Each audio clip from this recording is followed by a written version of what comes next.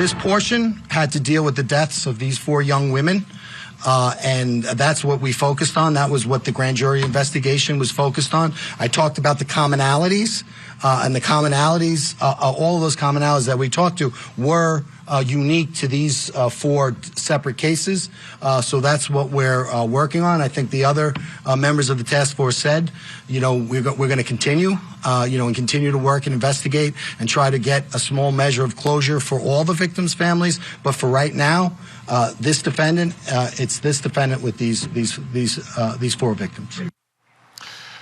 Welcome back. We're talking about, of course, the Long Island serial killer. I want to put a map up here. So again, just to go through this, where the remains were found, and you start with the Gilgo 4. Amber Lynn Costello, nude, wrapped in burlap. Melissa Barthélemy, nude, wrapped in burlap. Maureen Bernard Barnes, nude, wrapped in burlap. Megan Waterman, nude, wrapped in burlap. Then you move towards the east. You've got John Doe, Asian male, 17 to 38, found wearing women's clothing. Jessica Taylor, skull, hands, and right forearm, and her torso was found in Manorville in 2003.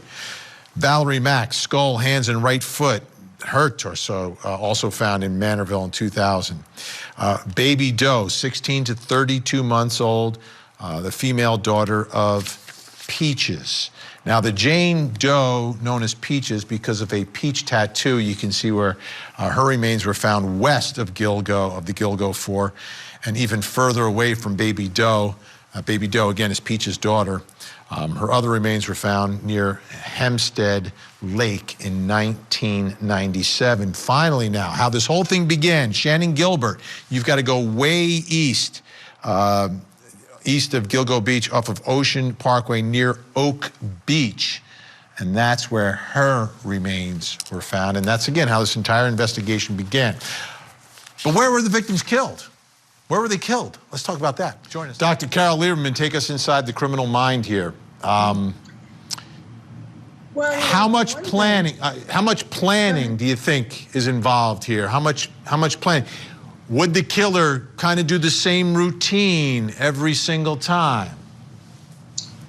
Typically, a serial killer, especially one as sort of methodical as Heuermann, would have done the same pattern each time, which is why, it makes it kind of questionable about whether he did have anything to do with the other bodies, although they're so close. It almost seems like, well, yes, that makes sense. But why would he have changed his method of what he was doing with the bodies, how he killed them, where he put them, and so on? Plus, they weren't all in burlap sacks, so and some of them were dismembered. So there would have to have been something in his life that changed him, that changed the way that he did things. Let me ask you this, Dr. Carole Lieberman. We know this suspect is a married man with children. Do you think it's possible he could have done it in his own home? That you would, would someone like this separate the two lives and not mix the murdering with the home life? Or do you think it's possible that, because we know that the family sometimes traveled, that he could somehow get them back to his home base, the place where his family lives? Well, I think that he could do that without any, it wouldn't bother him that it was in the same place as his family is. But it was kind of strange because we heard about how his wife wasn't at home during the times that these people were supposedly killed.